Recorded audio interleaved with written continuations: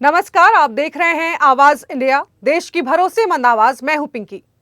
खबरों का सिलसिला शुरू करने से पहले आइए नजर डाल लेते हैं आज की हेडलाइंस पर। राष्ट्रपति द्रौपदी मुर्मू ने गिरिराज जी के किए दर्शन, शुरू की सप्तकोसी परिक्रमा। ईद पर ममता बनर्जी का केंद्र पर निशाना, बोली जो बंगाल को टारगेट करे वो जहन्नुम में जाए। मुख्यमंत्री भगवंत मान ने मंत्री लालजीत भुल्लर से लिया इस्तीफा, मामले की निष्पक्ष जांच की जाएगी। और ईद पर क्रिकेट के सितारों ने दी मुबारकबाद, सचिन ने विश्वास, दया और उदारता की कामना की। अब खबरें विस्तार से। राष्ट्रपति द्रौपदी मुर्मू आज गिरिराज गोवर्धन पहुंची और वहां गिरिराज जी के दर्शन किए। उन्होंने मंदिर परिसर में पहुंचकर श्रद्धालुओं के बीच समय बिताया और अपनी आस्था प्रकट की। दर्शन के बाद राष्ट्रपति ने सप्तकोसी परिक्रमा की शुरुआत की। ये प्रक्रिया क्षेत्र के श्रद्धालुओं के लिए अत्यंत महत्वपूर्ण मानी जाती है। इस दौरान धार्मिक वातावरण और भक्ति का विशेष माहौल देखने को मिला। राष्ट्रपति के आगमन से स्थानीय लोगों और तीर्थ यात्रियों में उत्साह बढ़ गया। प्रशासन की ओर से सुरक्षा और व्यवस्थाओं का विशेष इंतजाम किया गया। अधिकारियों ने बताया कि यात्रा के दौरान हर स्तर पर सावधानी बरती गई है। यह दौरा गोवर्धन की धार्मिक परंपराओं के सम्मान के रूप में देखा जा रहा है। साथ ही इससे स्थानीय संस्कृति को भी बढ़ावा मिलने की उम्मीद है।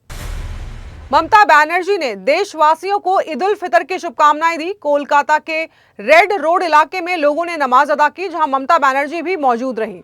इस दौरान उन्होंने केंद्र सरकार पर निशाना साधा और मतदाता सूची में संशोधन को लेकर आरोप लगाए।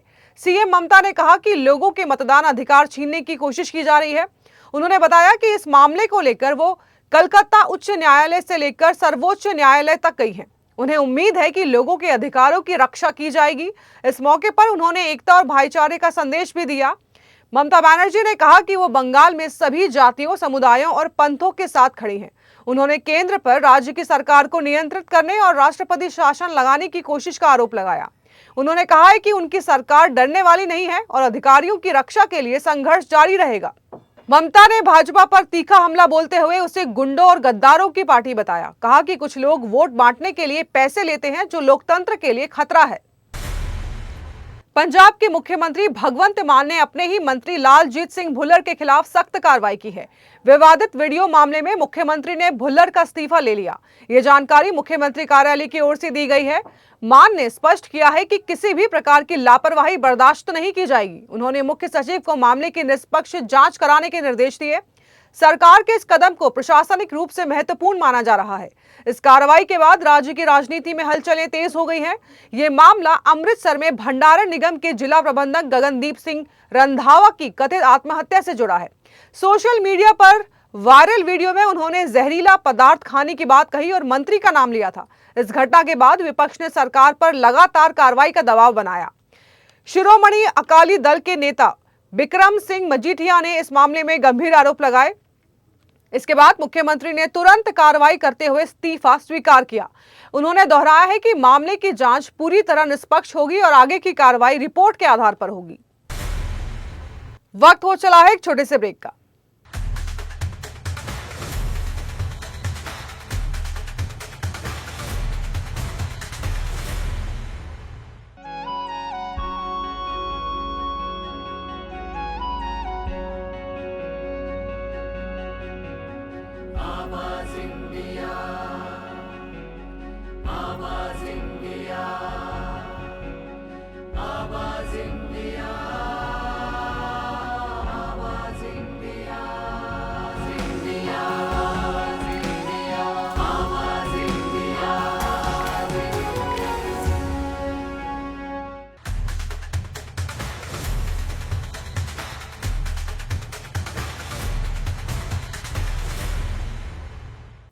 ब्रेक के बाद आप सभी का स्वागत है। बढ़ते हैं अगली खबर की ओर। दिल्ली एनसीआर में पिछले 2 दिनों से बेमौसम बारिश का दौर जारी है। नोएडा और ग्रेटर नोएडा समेत कई इलाकों में रुक रुक कर बारिश हो रही है। इस बारिश से जहां लोगों को गर्मी से राहत मिली है, वहीं किसानों की फसल को भारी नुकसान हुआ है।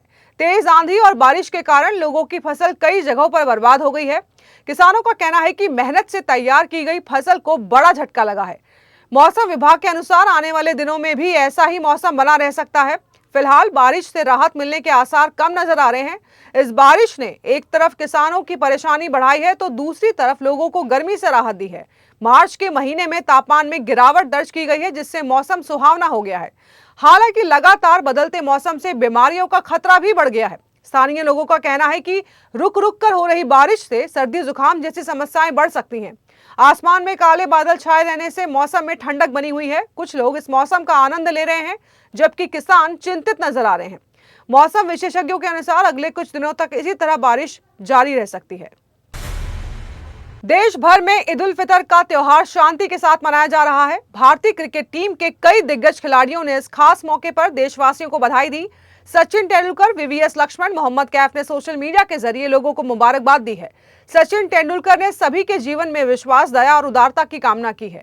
वीवीएस लक्ष्मण ने लोगों के अच्छे स्वास्थ्य और समृद्धि की दुआ की। मोहम्मद कैफ ने भी देशवासियों को ईद की शुभकामनाएं दी। वहीं इरफान पठान ने अपने परिवार के साथ ईद मनाते हुए तस्वीरें शेयर की। उन्होंने सभी के लिए दुआ करते हुए ईद की मुबारकबाद दी।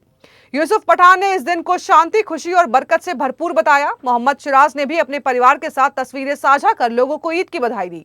इस्लाम धर्म में ईद उल फितर का विशेष महत्व होता है। रमजान के पूरे महीने रोजे रखने के बाद लोग अल्लाह का शुक्रिया अदा करते हैं। यह त्योहार भाईचारा और खुशी का प्रतीक माना जाता है। हॉलीवुड के दिग्गज अभिनेता चक नॉरिस का 20 मार्च को 86 साल की उम्र में निधन हो गया है। चक नॉरिस ने way of the dragon, lone wolf, McQuade और कोड ऑफ लाइसेंस जैसी फिल्मों में दमदार अभिनय किया था। उनके निधन की पुष्टि उनके परिवार ने सोशल मीडिया पोस्ट के जरिए की है। परिवार के मुताबिक वो अपने प्रियजनों के बीच शांति से इस दुनिया को अलविदा कह गए। चक नॉरिस को मार्शल आर्ट्स और एक्शन फिल्मों का बड़ा नाम माना जाता था। उनके जाने से फिल्म जगत में शोक की लहर है। फैंस और सितारे लगातार उन्हें याद कर श्रद्धांजलि दे रहे हैं। वहीं बॉलीवुड अभिनेता अक्षय कुमार ने भी चक नॉरिस के निधन पर गहरा दुख जताया है। अक्षय कुमार ने अपने सोशल मीडिया में उन्हें श्रद्धांजलि अर्पित की है। उन्होंने लिखा कि बचपन में चक नॉरिस की फिल्में देखना उनके लिए सिर्फ मनोरंजन नहीं बल्कि सीख थी। अक्षय ने वे ऑफ द ड्रैगन और मिसिंग इन एक्शन जैसी फिल्मों का जिक्र किया। उन्होंने कहा कि चक का अनुशासन, ताकत और पर्दे पर उनका सहज अंदाज हमेशा उन्हें प्रेरित करता रहा। अक्षय के मुताबिक चक नॉरिस का प्रभाव उनकी जिंदगी में हमेशा बना रहेगा। तो देश और दुनिया की बड़ी खबरों में फिलहाल के लिए इतना ही। जुड़े रहिए आवाज इंडिया के साथ, जल्द होगी मुलाकात। तब तक के लिए नमस्कार।